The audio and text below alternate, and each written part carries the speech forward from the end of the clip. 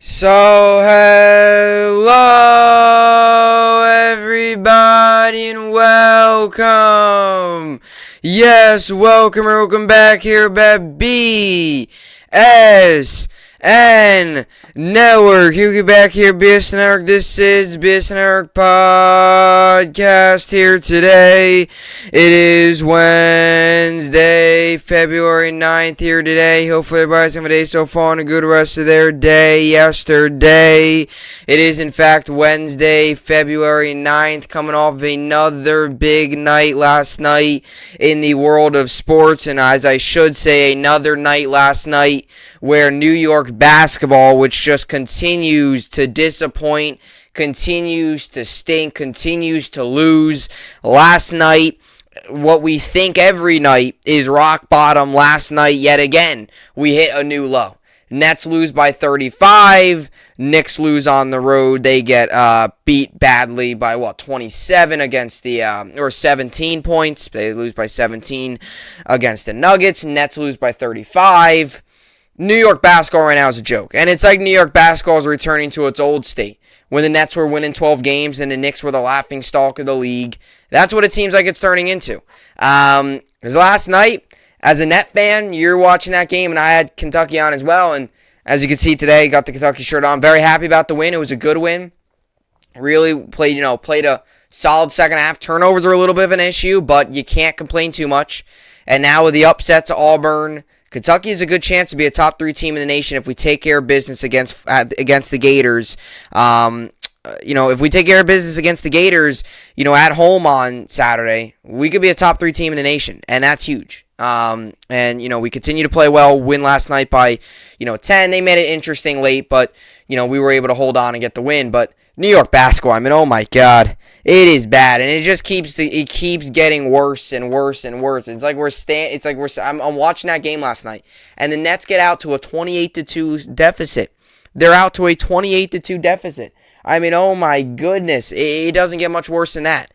It's bad. It is really, really bad. And Knicks as well get smoked. They lose by 17. Nets lose by 35.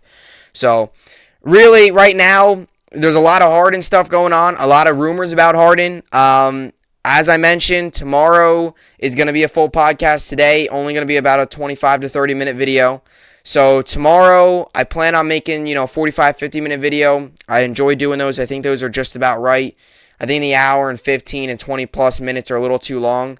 I think when I get to the point, talk about it, get to it, give you what my thoughts are in 45 to 50 minutes, I think it's good. Today's going to be a short video, only about, like I said, 25 to 30 minutes. But tomorrow, I know there's a ton of stuff going on with Harden. So I'm going to tell you right now, a lot of stuff going on with Harden. If you had to ask me right now, I don't think Harden's getting traded. I really don't. Earlier today, I thought there was a chance there was a deal to get done. But at the moment right now, me doing this podcast, Harden has not been traded. And I don't think he'll be traded. I hope he's traded. Oh boy, do I hope right now. I wish right now, while I'm doing this video, he gets traded. Because I could, break it right now on the podcast. I would love that. But I don't think it's going to happen. I don't think he's going to get traded. I think a lot of these reports, too, are a little overreacting. I don't think the situation in Brooklyn's as bad as it is. I do think Harden wants to go elsewhere. I definitely think he plans on doing that in the offseason. But I don't think the Nets are going to do anything. So truly, deep down inside, I don't think Harden gets traded. Do I want him to get traded? Yes, I do. I stressed that after the Sacramento Kings game where he scored 4 points. And I've been on the Harden trade bandwagon for a little while now. I didn't like the trade at first. He gained my respect, and this season hasn't been good. I've said that for a long time now. And about a week, it's been a couple weeks where I've really lost it with him. So we'll see how everything plays out there. Nets have a much-needed day off. They'll be back in action tomorrow on the road against the Wizards for a quick 2-game road trip that will start in Washington tomorrow night. Then Saturday night will be in Miami. Knicks have a day off. Another, I guess you could say, much-needed day off after a back-to-back. Started in Utah. Took a bad loss.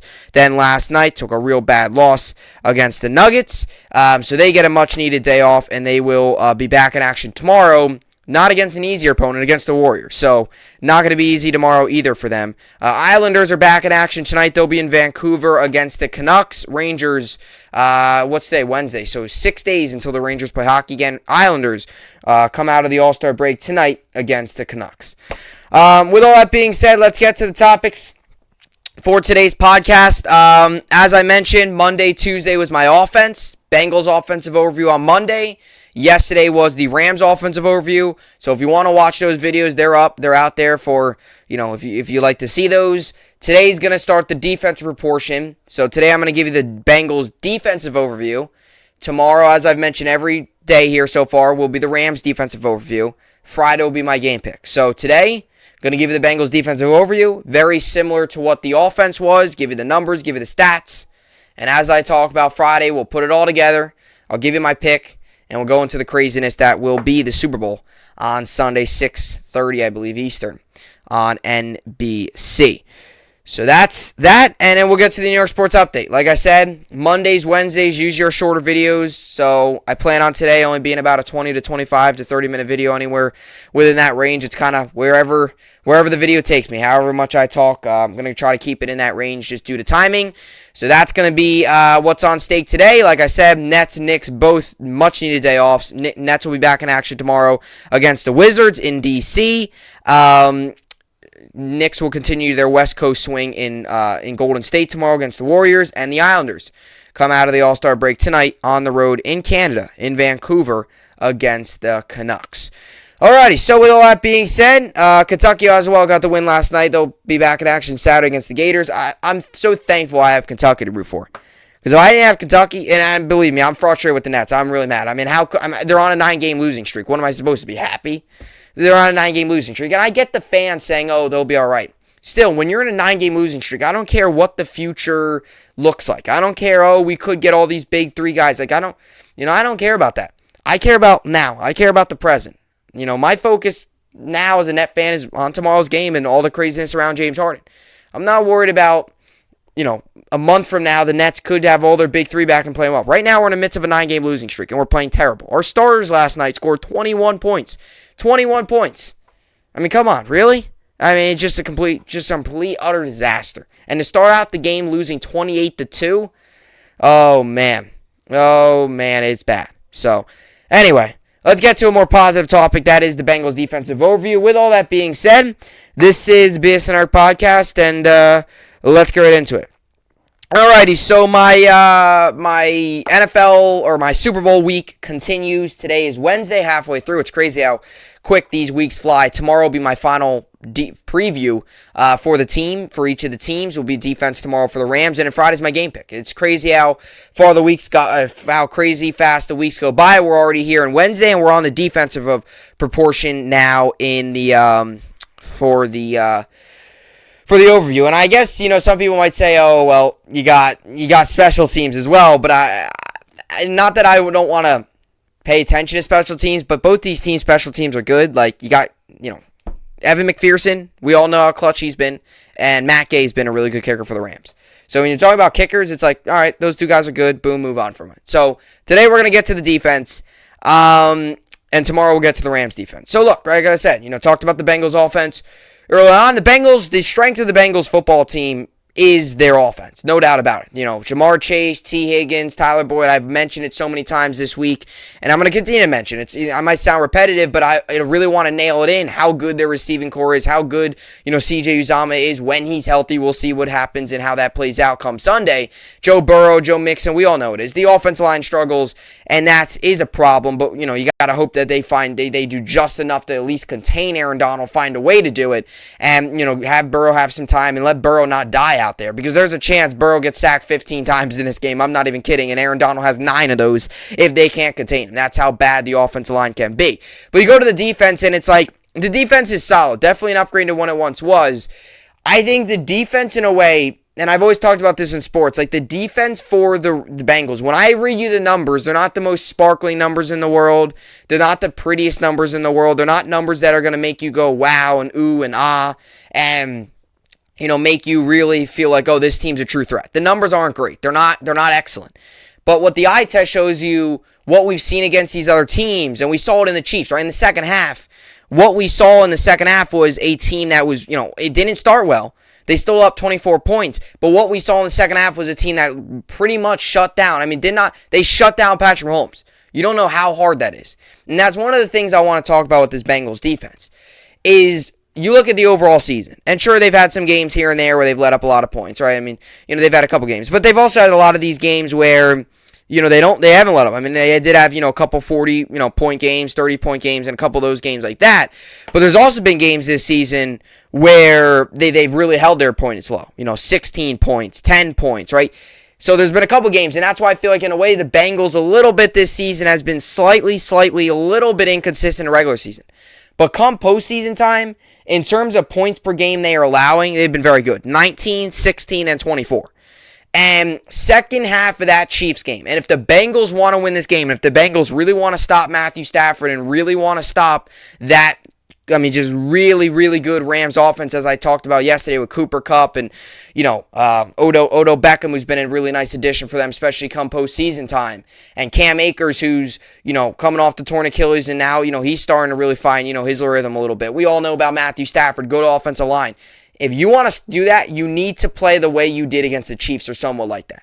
Because what I saw out of this Bengals team against the Chiefs, this Bengals defense, was I saw pressure on Mahomes.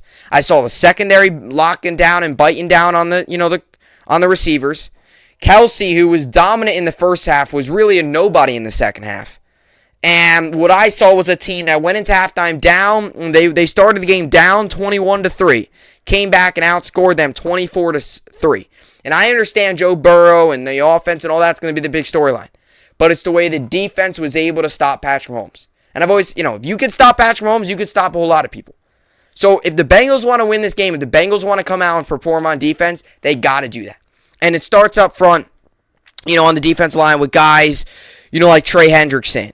And that's where it really starts. It starts with guys like Trey Hendrickson. And it starts with, Sam Hubbard. And those guys like that up front on the defense, forcing the pressure on Matthew Stafford. Because if you give Matthew Stafford a lot of time to throw the ball, he's going to get it to Cooper Kupp. He's going to get it to Odell Beckham. And it's going to be a field day for the Rams, and they're going to win by a lot. So if you could force that pressure, which the Bengals have done a good amount this season, if you could get that pressure and you could really force that pressure and really get, to the fact where you're getting on Stafford, that's really big. And that's why I feel like if you're a Bengal fan and you look at that Chiefs game, that is really, really a confidence booster, what they did against the Chiefs. And this Bengals team, this Bengals defense has a lot of potential. Has it fully maxed out yet? Well, we kind of saw it against Kansas City. They can get to a quarterback, Trey Hendrickson, Hubbard, guys like that. You go to Logan Wilson, a linebacker who can intercept, he could tackle, he could do a whole lot of things. He's kind of a dual threat linebacker. So there's definitely a lot of pieces in place. It's all about with the Bengals defense. It's really all about just coming together as one and everyone doing their job.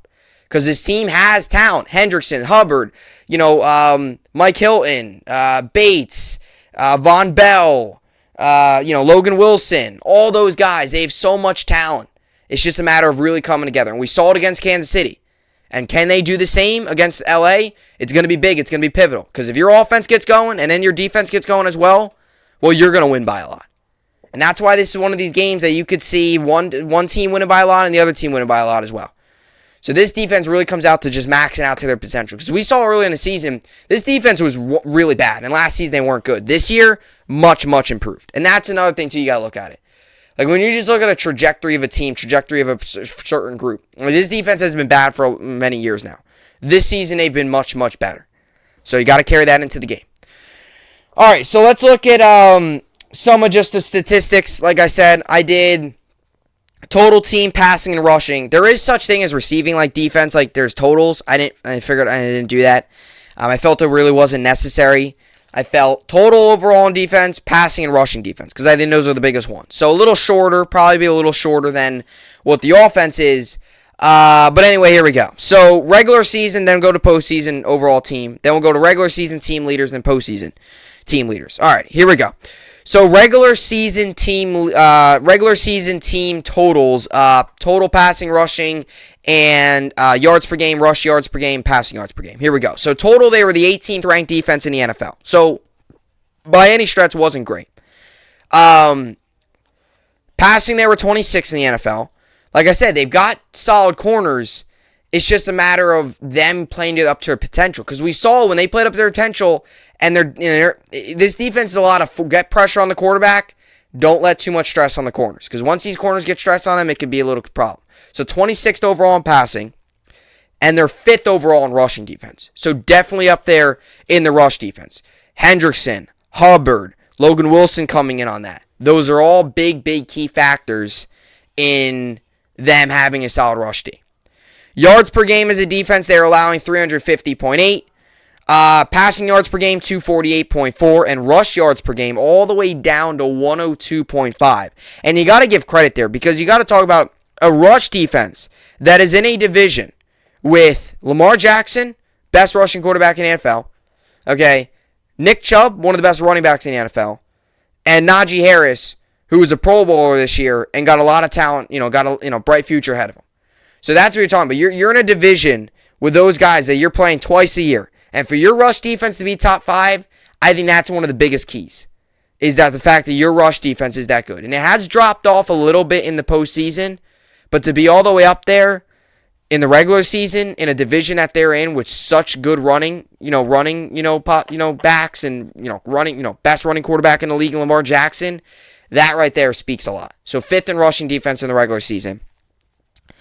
And then rush yards per game were only 102.5. So that's kind of to piggyback on my last point, just really good. 350.8 yards per game is not great. It's not great. It's not very good. But look, that 350.8 yards per game isn't great by any stretch. But you go, look, when this defense plays their potential, and I know you could say that about a lot of defense, they can be much better.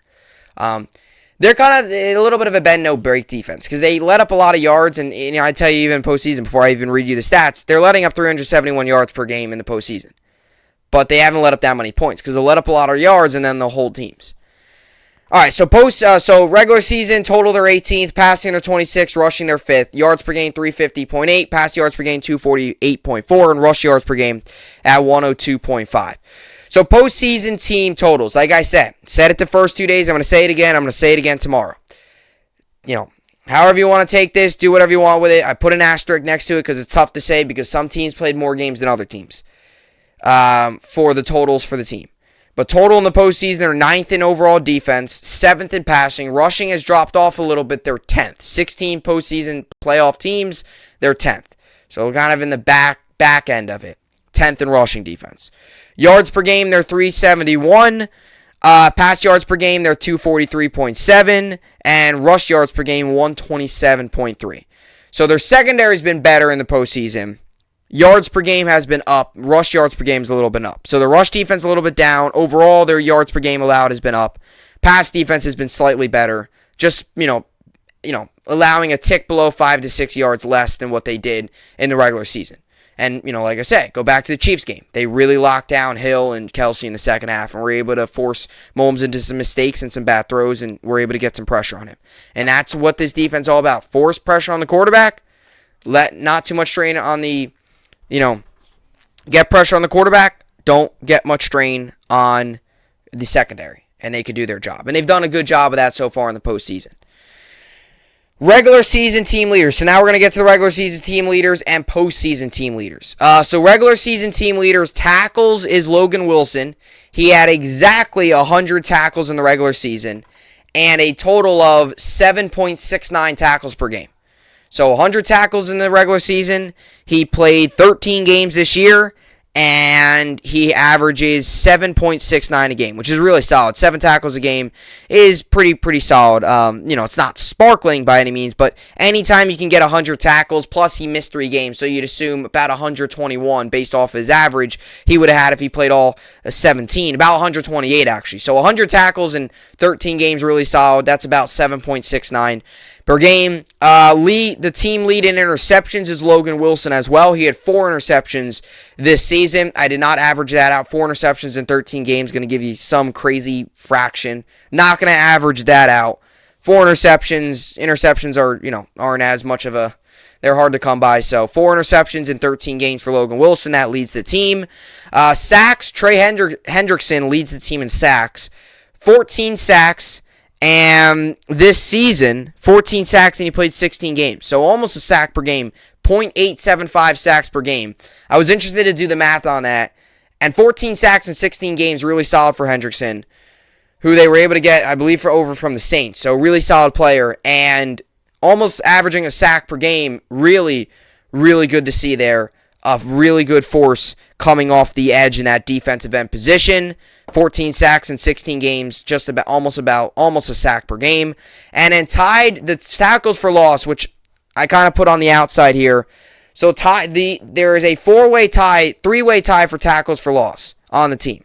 Sam Hubbard, Ajunobi, I think that's how you say his name, and Hendrickson all have 12 tackles for loss in the regular season. So those are they're all tied for that. Kind of just threw the tackles for loss as another stat in there. So those three are in a three-way tie for tackles for loss. That's your regular season team leaders. Logan Wilson leads the team in tackles 100. Interceptions is Logan Wilson with 4. Sacks is Trey Hendrickson with 14. And 12 tackle and Hubbard, Ajunobi, however you say his name, Hendrickson, all have 12 tackles for loss. They are all tied in that category. Postseason team leaders, we'll wrap this up here. Tackles, Logan Wilson, which is really good. 3 tackles. He's averaging 3 more tackles than he was in the regular season. 30 tackles in 3 games so far in the postseason. That's an average of 10 tackles a game, right on the dot.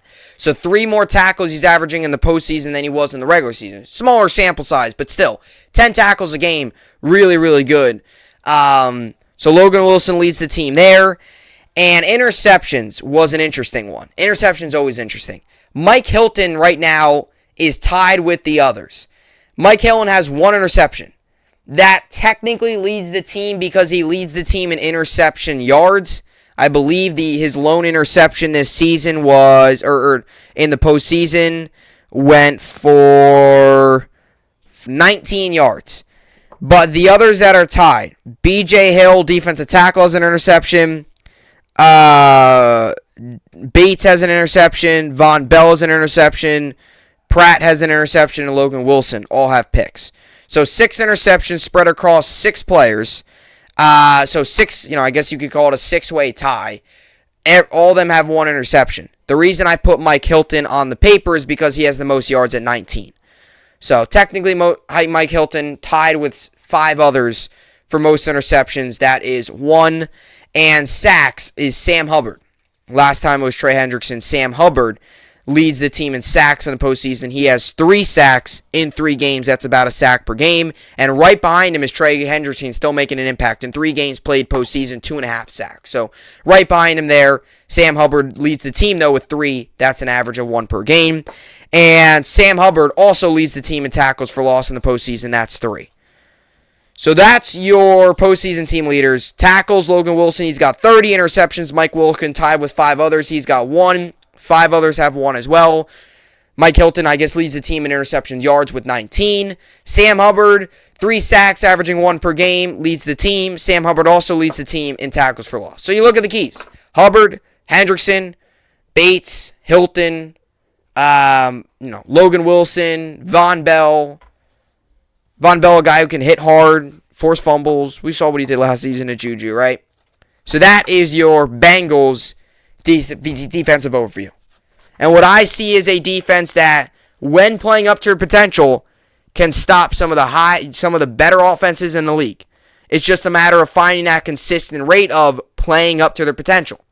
And the big question is, do they play up against their potential Sunday against the Rams? We'll find out in a couple days. So that is your Bengals defensive overview. So that will do it for the Bengals overviews this week. Now tomorrow we'll finish it off with the Rams, and then Friday will be my game pick.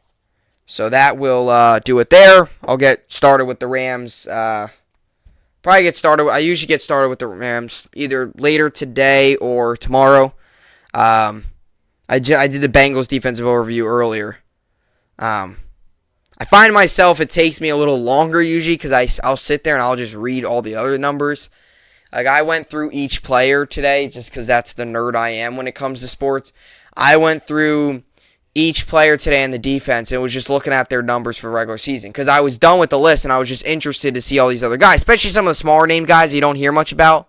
And they got some depth. I mean, they do. It's just all a matter of just coming up and playing up to their abilities because this defense has a lot of young talent and potential to it.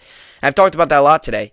Like, their offense is playing up to their abilities. The defense now has got to really step up. And they showed that a lot this season. It's just more consistently. And we'll see what they can do Sunday against the Rams. So that will do it for the Bengals defensive overview. Tomorrow I'll finish off my rankings and overview with the Rams defensive overview tomorrow. And then my game pick on Friday. Alrighty, so like I said, short podcast today. Let's get to the New York Sports Update and finish off this Tuesday edition. We'll get to the New York Sports Update coming up next. Alright, so let's get to the New York Sports Update here. NHL, NBA, and college basketball tonight. We got the Flyers, Red Wings. I'll give Red Wings to win. Oilers, Blackhawks. Give me the Oilers. Predators, Stars. I'll take the Stars. Actually, I'll take the Preds. That's on TNT at 8 Eastern. Flames, Golden Knights. Give me the Flames. Kraken, Coyotes. I'll take the Kraken. And Islanders, Canucks. Give me the Isles fresh out of the All-Star break. Tonight we got 6 NBA games on during the trade deadline. We'll see if any moves happen tonight. Cavaliers, Spurs, give me the Cavs. Bulls, Hornets, give me the Bulls. Raptors, Thunder, give me the Raptors. Lakers, Trailblazers, I'll take the Lakers. Timberwolves, Kings, give me the Timberwolves. And Jazz, Warriors, I'll take the Warriors. Also got a good amount of college basketball on tonight. Got 6 college basketball games on. 6 top 25 college basketball games on, I should say. Houston, SMU, give me Houston. Rutgers, Ohio State, 7 p.m. on Big Ten Network. I'm going to take Rutgers. Give me Rutgers with another upset. Beat Purdue already, beat Michigan State on Saturday. I'll take Rutgers with another upset over Ohio State tonight. Xavier, Seton Hall, I'll take Seton Hall. Baylor, Kansas State, give me Baylor. Tennessee, Mississippi State, I'll take Tennessee. And Texas Tech, Oklahoma. Texas Tech wins, but it's close. Give me Texas Tech. And then we'll get to the New York Sports Update and wrap up the podcast here today. College basketball's been great. I mean, last night, Auburn getting upset, which is good for me as a Kentucky fan. And that's just always exciting whenever you see, unless if it's your team, it's always exciting to see an upset like that. And Arkansas is a good team. They're going to get, probably they're going to get ranked again. And they're a true threat in the SEC. They were last season, and they are again this year. I'm currently winning in fantasy basketball, 337 to 297. Today I've got going Darius Garland, Donovan Mitchell, Kelly Oubre, Rashawn Holmes, and Miles Bridges. Shai Gilgeous-Alexander is still out with the right ankle. He's going to be reevaluated after the All-Star break. So he's still out there. But getting healthier little by little. And Buddy Hield's obviously day to day. He just got traded, so he's gonna be a little bit, probably, I don't know when exactly he'll play again. Probably a couple days. I'd assume, if not this week, probably if they have a game over the weekend or something, or next week sometime. It sometimes takes some time because they got to learn the team. Basketball's a little easier because you can kind of pick it up easier in terms of like joining a team. Football, you got to learn the whole playbook. Basketball, there's not as much of a playbook preparation-wise when it comes to each of these games. Like football, you can't get traded on a Saturday and be thrown into the game on a Sunday. It's just not going to work. Neither can you do in basketball, but basketball's a little easier to pick up because it's just, sometimes you just go with the way the game's going. So each guy has their own way and you play your own game. So we'll see how all that goes. But yeah, that'll do it. That'll do it for the podcast today. Keep an eye out. I'll be watching. I've been refreshing all my sports pages today. Can't even tell you how many times looking for Harden to get traded. There's been a whole lot of news about it. Tomorrow, 3 Eastern's the deadline. So the Nets got until 3 Eastern tomorrow to make a deal if they do something. And, we'll see how it all plays out. I don't think a deal gets done. I hope I'm wrong. I don't want to see James Harden in a net uniform anymore. But we'll see what happens. So keep your eye out for that. Maybe some other trades go down in the NBA. Lakers need some help. Maybe they strike a move. And who knows? Maybe the Harden blockbuster trade happens overnight when we're all sleeping and nobody knows about it until the morning. We'll see. So keep your eye out for that. We'll see how all that goes, plays out. And yeah, enjoy the sports on tonight. Hockey on TNT if you're interested. Basketball, NBA, and both NBA and college. So that will do it. Another podcast in the books. Tomorrow will be the Rams defensive overview and whatever happens in the world of the NBA. Maybe I'll just recap the deadline.